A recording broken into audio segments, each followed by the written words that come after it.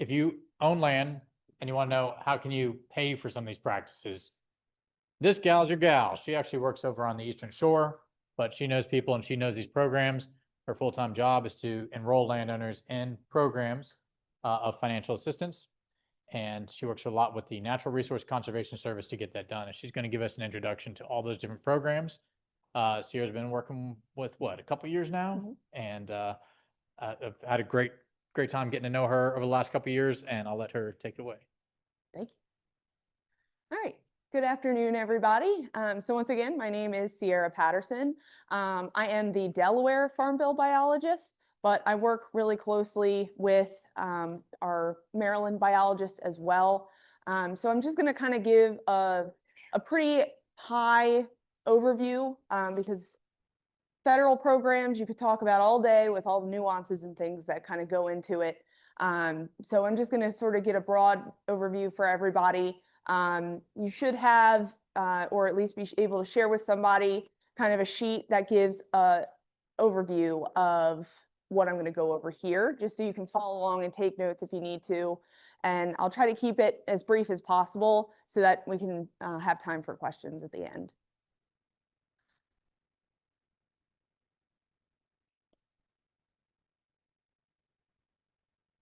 Or not. Okay. There we go. So once again, I just wanted to, since Jack wasn't able to make it, I wanted to introduce him since he is the Maryland biologist. He is focused out of the Eastern Shore. So as of now, we do not have a Western Shore of Maryland biologist, but we won't turn anybody down if you're looking for assistance with this kind of stuff. We're more than happy to still work with you.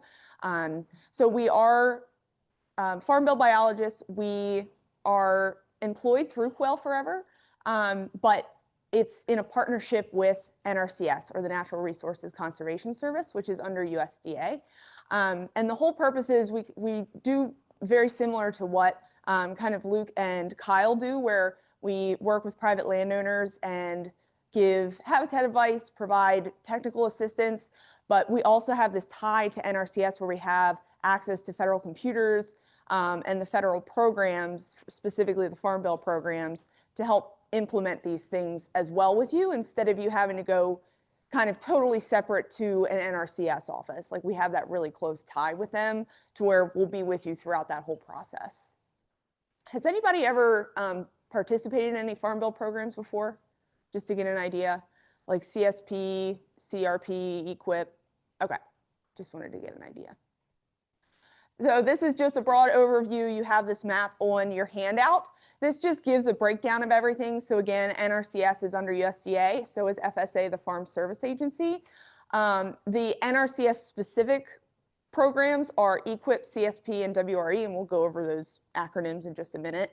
And then under FSA is CRP. This is the one that most people are familiar with. It's been around the longest. And then kind of a subset of that is CREP. And that is a combination of FSA and the state. So you get additional incentives through the state as well through CREP. Just a very quick overview of what NRCS is. The whole point is basically to help producers sustain their land. So they are still supporting, agriculture. They're still helping producers reach their goals, but in a way that's going to be sustainable throughout time.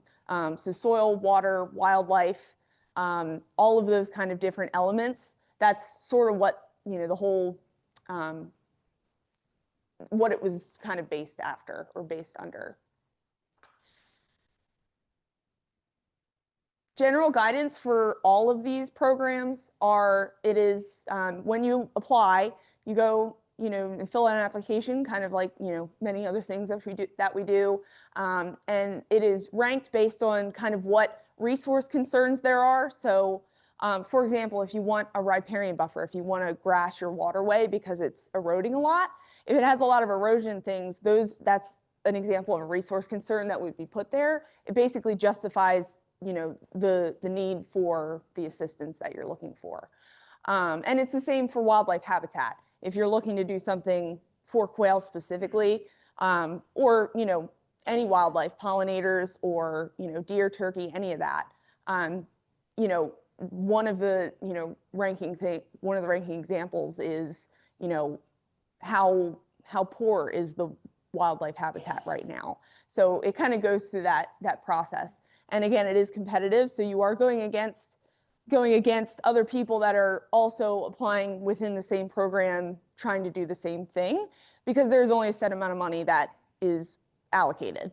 And then within each program, there are specific practices.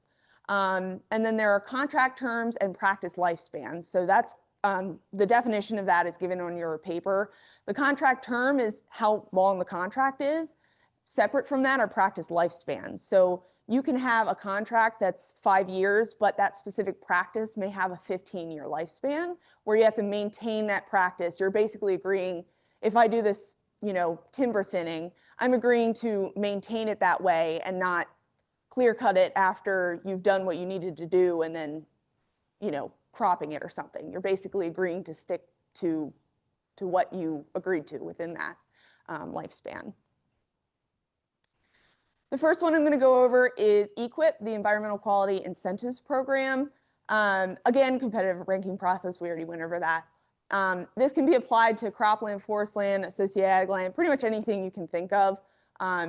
You'll see a little later on, there's a little bit more restriction as to, where you can use the program. But for EQIP, you can pretty much use it on any type of land. Contract times are typically 1 to 5 years. There's no renewal option, but it's per year. So if you do EQIP for certain practices 1 year, you can apply the next fiscal year as well for something else. And then practice lifespans will range from 5 to 15 years. Some of them are 1 year as well. The point of this basically is there's no incentive payment or anything like some of the others will go into. This is just get the work done and you get reimbursed for whatever was agreed upon.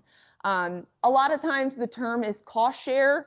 That's the more common term that's used. But it's more of a reimbursement. It's basically before you sign the contract, everything's laid out to say this is how much you're going to get reimbursed for when you do this practice. And then you do it, you pay for it up front, and then you provide proof saying it was done, and then somebody checks it off, and then they will pay you whatever that agreed amount was. It's not usually 100%. It is usually, some portion of it, but it is to help kind of lower the total impact of how much it is. The amount is dependent on the practice and the county you're in. There are small acre payments, and then there are higher payment rates for historically underserved and beginning farmers as well. Just a couple examples of some of the different practices that are under EQIP, and this is definitely not all encompassing. There are many more, but there are wildlife habitat plantings. This has a lifespan of 5 years. These are some of the different scenarios. So when we go in and say we're going to do a wildlife habitat planting, depending on kind of what you have, if you're converting it from cropland, we would use that species diversity, high species diversity on cropland. If you're looking specifically to have a lot of milkweed and support monarchs, we would go with that, second down scenario. So again, these are just a couple commonly used ones. There are a decent amount of scenarios, and that is up to us and the NRCS planner to kind of fit what works best with you, depending on the situation. There is prescribed burning and fire break construction. So these are two separate practices. I just put them in one slide. Prescribed burning is a 1 year because it's kind of just you do it once and you're done. And then 5 years for a fire break construction for the lifespans. We just had a lot of talk about prescribed fire. So the reasons for this are pretty clear. I'm not going to be too redundant with it. And then there's just a couple commonly used scenarios there. So there's options for understory burns, more open field burns. And then in terms of the fire breaks, you can do a green fire break, which is that last bullet point there, or just do kind of the typical bare soil. Then there's early successional habitat development management, very long one. This is a year. The nice thing about this one is, a lot of these things, you can still do it on your own. So all you're saying is that it's going to get done. So you don't have to hire people for these things. So If you talk to one of us and part of the plan is to disc, we can help cost share that, which is nice. It's not a huge amount, but it still offsets for some of the gas that you paid for. You know, if you already have kind of a contract going, it's something that we can throw in there. The same thing, there are some specific forestry practices in this one compared to, and you'll see it in a second, there is a forest stand improvement. There's some specific ones in early successional habitat that say, you know, a feathered edge that you're going to create. That one doesn't exist in the forest stand improvement. And then the same thing, early successional wildlife tree felling, you can do as well under this one. And then there's forest stand improvement. So this one has a lifespan of 10 years. And then here's just a couple examples.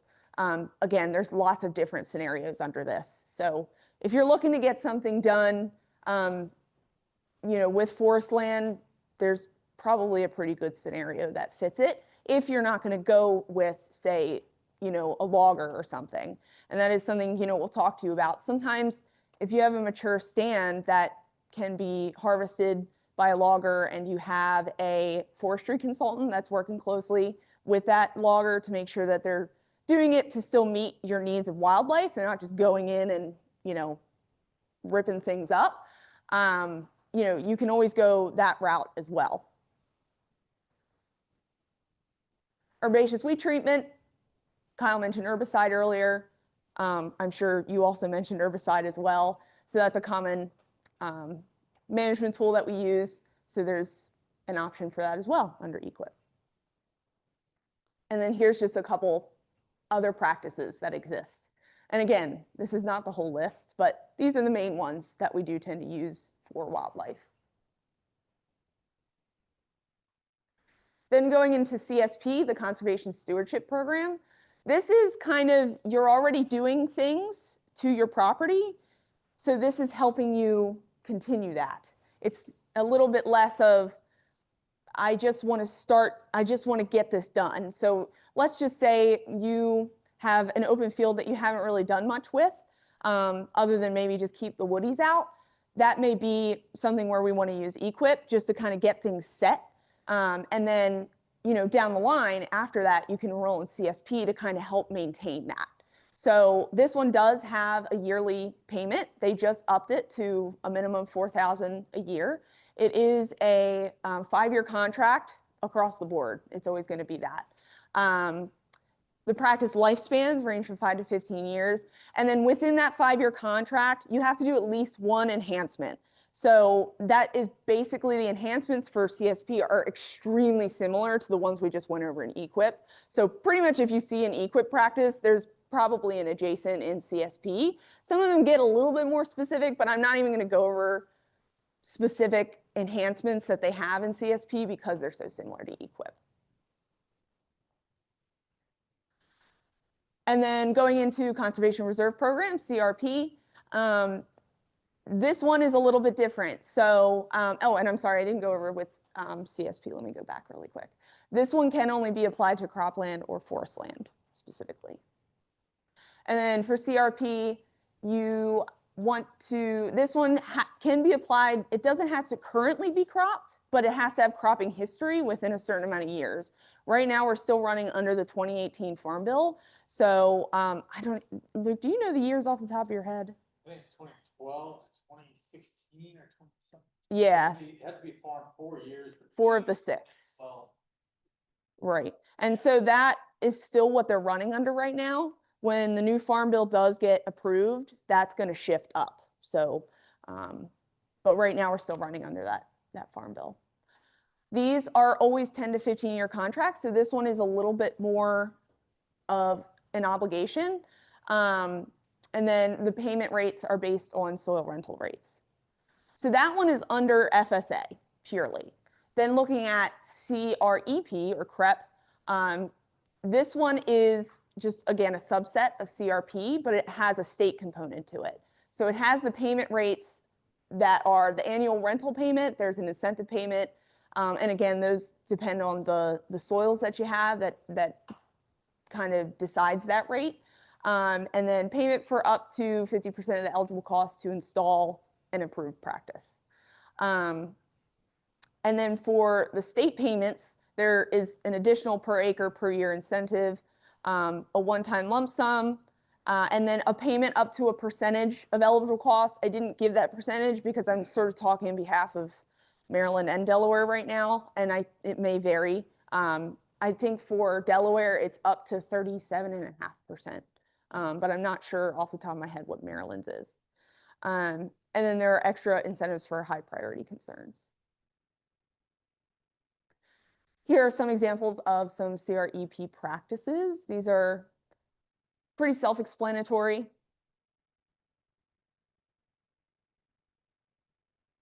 And then the last thing is Wetland Reserve Easement Program, or WRE. This was also previously called WRP, Wetland Reserve Program.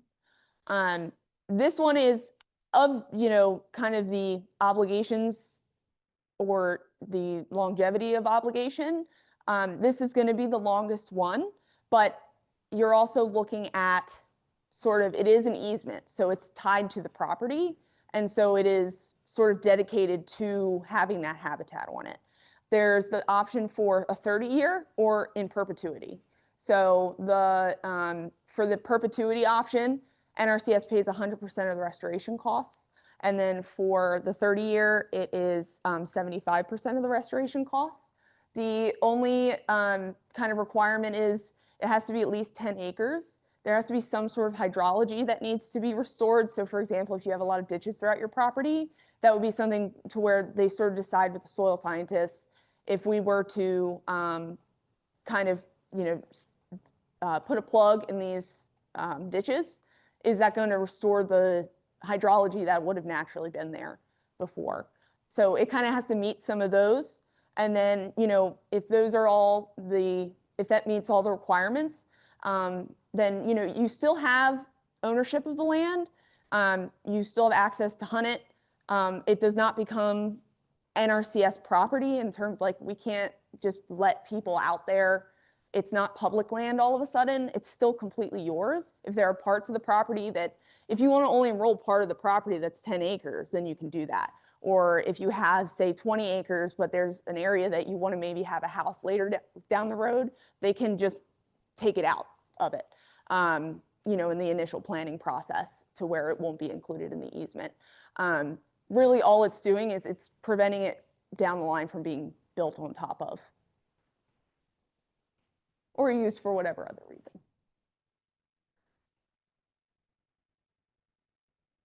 I might need you again. No, it's okay.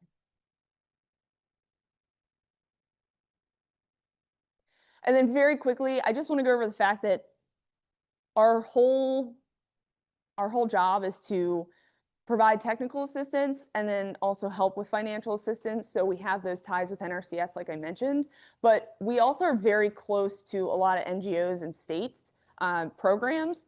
So if you are looking for more local funds, we can help get that to you as well. So you can get them through kind of all these different options as well. I just wanted to mention that if you aren't comfortable right off the bat, especially going with, federal contract, that's totally understandable.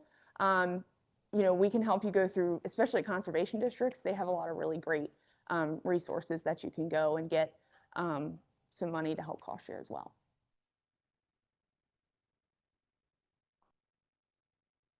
Okay, and I put Jack's information up here because he is the Maryland biologist. And then I also put for the Montgomery County NRCS office as well. If you're interested in maybe some of the local programs, usually NRCS works pretty closely with the conservation districts as well. So they may know specifically, if you are having a conversation with them, they might know what the conservation districts kind of have available as well. But you can always reach out to them because they'll have a little bit more specific information to the area, because I know I had to be a little bit general. And then just one last thing that I forgot to actually put on the ending slide. We're all kind of here because there were some quail that were potentially, or that were heard. There is something called Bobscapes. I have some of these postcards in the back that you can take. This is an app that you can, it's sort of like eBird if you're familiar with it. but it's only for bobwhite. So you can put it on there. It doesn't hotspot or anything. This goes very specifically to only a couple people that are working with University of Georgia who are working ultimately with Quail Forever. And it's just to get an idea of, how their populations are doing. So if you do happen to start hearing quail around, especially if you're doing habitat work, we encourage you to use this to help kind of track it. Does anyone have any questions? Yeah. I just wanted to, I am Sam Engler, I'm the district conservationist, for Montgomery County. So if you're interested in any of her, the federal programs that she talked about today, that number for the Montgomery County NRCS office is, just give us a call and we'll have somebody come out and we can kind of work through some things, on your property. So just want to say that and introduce myself. Good guy to know. Good guy to know if you want to do a program, yeah. Are there federal subsidies for aerial spray or any other? For aerial spraying or, yes. Mhm. I think that's one of the cheapest and easiest ways to have that on. Yeah, and I mean, it depends on kind of what's there and what resources you have available or don't have available. So, but yes, those are options. Like the Wildlife Feathered is under early successional habitat development for EQIP. They have a similar one for CSP, and then the same thing for, I totally forgot what was the other one you said. What was the other one you said? Oh, an aerial spraying, yes. That's an option under a couple different ones, but forest stand improvement is one of them. Yeah. We work with Lancaster Road in Durwood. We received several grants for WIP. I didn't see that listed. Is that a thing wildlife habitat? Was that a while ago? Yeah. Okay, that, I don't think that is, that doesn't exist anymore. I think those funds may have been reallocated into one of these. Yeah, yeah. In the EQIP, okay. Yeah. This question applies not just to your presentation, but any other speakers. Has anybody tried to bring recordings of quail over a period of time and try and lure them in? I mean, Yeah. Yeah, I'll say, Bob Long does that they do standardized quail counts at different parts of the state where they know they're there. And they'll wait for their 3 minutes and do an official official count, and then they will play a call to see if they can get responses. So it can help elicit responses from birds. You can kind of bias your things. That the individual bird quail. Down by Whitesbury and on Harrison Island. Over a long period of time, was that? How, Couple weeks. Keith, how long has that been? Latest time. Yep, one this morning, and then, Audrey was hearing them for 6 weeks. No, probably. So this is a big deal.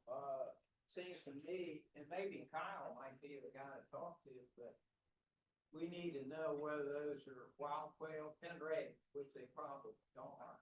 But if they're wild, that would be incredible knowledge. But the only way to find out would be to, in other words, trap some of those quail. Well, and Have you ever seen a cubby or just one?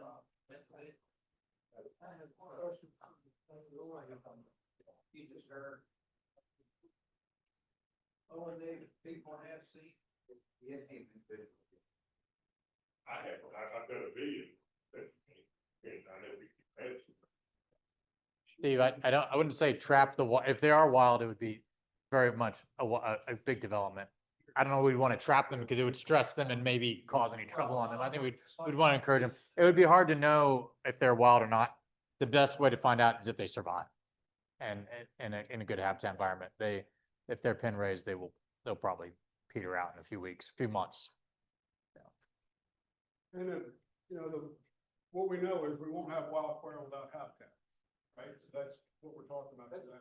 And in the habitat we're doing, that all the conservation partners and everybody were advocating for benefits opposed to water quality and a lot of wildlife species. So, you know, that's age on me too, and it's, when we were young, there was a lot of early successional habitat. There was a lot of shrubby cover, and like Luke talked about, it seems to be, there's more and more, we progress to digress to big fields and mature woods. And we can do a little bit to change that. The chapter, talk a little bit before we break here, we'll talk a little bit about the chapter. So I'm a volunteer. Sarah works for Quail. But the organization, what we're advocating for is early successional habitat, upland habitat, quail habitat, on public and private lands. And from the chapter's perspective, we're a nonprofit, and we raise money through our annual banquet, which held the last Saturday in February. And historically, we've been spending about over 80% of the locally raised funds on habitat programs. Part of that is helping to fund Farm Bill Biologist programs, and also on some bigger projects, including Browns Branch Wildlife Management Area, big program we're doing. We're in the second of 3 years, where over a 3-year period, we're going to invest about $50,000 of locally raised funds into Browns Branch Wildlife Management Area, and we're supplying seed, native grass and forb seed per their specs, and I think it's going to be 500 acres over this 3-year period. We've already done almost 200 acres worth of seed, and then the important thing too is because we're providing seed to DNR, they can match 3-to-1 Pittman Robinson Act money to that, and then that exponentially increases the impact. So they can take and do some shrub establishment. They can do burns. They can do some forestry work, forestry mulching, herbicide treatment, and all to really improve that whole project. And that project is only 6 miles as a crow flies from Washington College's campus there in Chestertown, which has 30 coveys on their property. So the hope is to have these hot spots and promote habitat and allow them to grow. Yeah, Buck. So, I guess I've always thought of Quail as birds that come from. Right. Look, Yep. you know, but just don't blame for fear that will be. If you got to support Quail, what are the advantages for having birds move in there? I mean, is there? It was always that Hey. to us. We just got to be close to kids. And I'm hoping he wants to birds over it up. Yeah. I don't think he could do. But I mean, so. Yeah. You know, I mean. They are generally resident birds, Yeah. so they will disperse.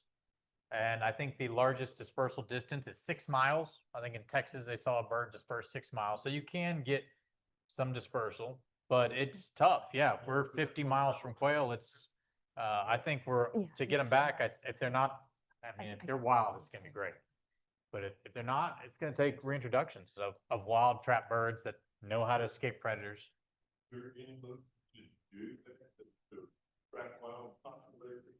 It's on my list of things to do before I die, for sure. Like I want to try and get, so I'm working on a property on the Eastern Shore. It's 1,000 acres. I want to make that a high density quail population that we could trap from and then release elsewhere. That's my dream. So. Yeah. Well, we're working on it, but I gotta get birds there too. I got the same problem. So it's gonna take a few years. As far as DNR goes, our population in Maryland is where we have a viable resident population. Browns Branch, we're hoping that we will get some dispersal from Chico. And that actually, if that doesn't happen, trap and transplant, I don't think we're looking. How far from Chico? 4 miles, it's not, but the connectivity, if you look at the aerial photo, connectivity is pretty rough. From a Quail's perspective, it's a long way away. Then they gotta walk around Churchill, right? Yeah. What Again, the solar farm. Yeah. what Luke is saying, that there is a potential, I mean, being that close. Oh, yeah. Yeah, we're hoping that'll happen. We're building habitat for it and hopefully it'll happen. But the trap and transplant, you know, it's not all. So who would you get told? We do it now. Is that right? Well, that's pretty exciting, I'd say. Wow. I love it. It's a lot. I mean, but I think to do that, it's expensive. You do it for 3 years in a row, you're releasing 60 birds, so you're taking birds. You know, it's a difficult thing and it's expensive. And I would say you want to do it where you have at least, I would say at least 500 acres of high quality area and probably And more. then you have to Right. make a commitment that you're gonna resupply them with some of the quail population. Yeah. Too. Yeah. So in other words, you share, you Yeah. return as many as you have. Yeah. Luke, is there anything that we can do to work with DNR? Because I mean, I'm telling you, I know that it sounds so correct here, but living on a farm, having farms, going and taking a lot of stuff a while, I thought, we have way too many predators. I mean, I do a lot of duck and goose hunting, see an eagle come through, I don't know how many ducks they came today. Yeah. But I know you can't do anything about them, but fox, now we got coyotes, Pennsylvania's releasing weasels because they want weasels back, and I don't know how much truth there is in that, but that's not gonna help grouse, turkey, or any bird nesting ground. Right. Well, there are, I mean, you have the legal trapping season. You can get permits. I know a local landowner. He might be somewhere around, might be on the call. He traps 100 predators right before the nesting season every year to help improve nest success. 500 fox a year. And Yeah. we said, stop doing it because he wasn't getting any money for it. Yeah. Right. But yeah, it's a tough call, but it can be done. There are permits, there's trapping licenses, so you can do it, but it's work. It's work. A lot of the stuff is work. USDA Wildlife Services is the contact. You're talking about shooting a fox, a coyote, hawks. Carlos? Yeah, trapping, like old traps.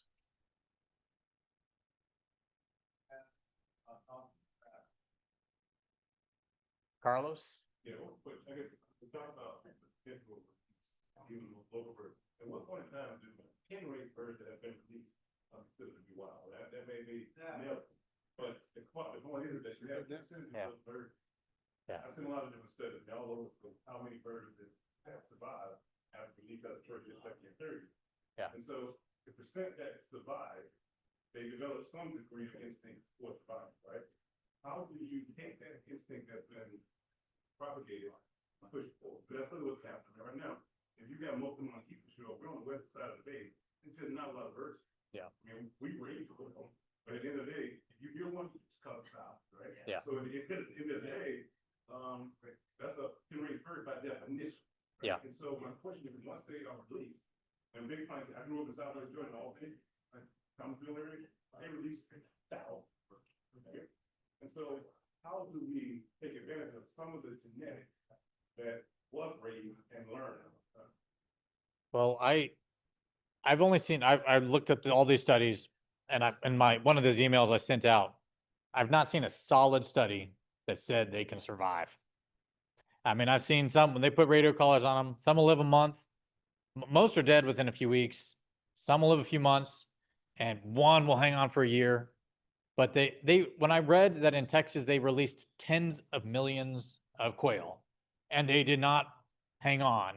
It just struck me that they just can't do it. I mean, I do have, John Long, he's on the East Shore. He thinks that his birds are surviving. They could, but when they put bands on them, they put collars on them, they track them. They've not been able to show that they actually survive wild and breed new birds. Now, there's some people who will dispute that, and I haven't done the studies myself, so. We started, sit on their egg. Most of them lay them and just walk away, right? That's the most common thing. But Right. every now and then you get one that you go, wow, that's unique. She has to set. Yeah. And so then you get that separate thing. Yeah. Part of that, dog, like, go with it, take that, let it breathe. This would be a huge undertaking, of course. Right. But at the end of the day, we're 60 miles away from birds that are going to be wild birds. That's just- Yeah. Yeah. It seems that the best practice is to find healthy wild populations, trap those and do that. It seems like it's that's the standard. That's the industry standard at this point. So You can't bring out of state. All right. you can. So. Yeah, and it's thank- expensive. Yeah. Uh, Yeah, it's doable. Y'all going That's how it's done. outside, refreshments and drinks. Thank you, Luke, Thank you, John. Kyle, Sierra, Jason, DNR guys. Everybody's gonna be around here, so there's questions. If you have any questions, please, we're here to network. And, thank you all for coming. Yeah, thank you all.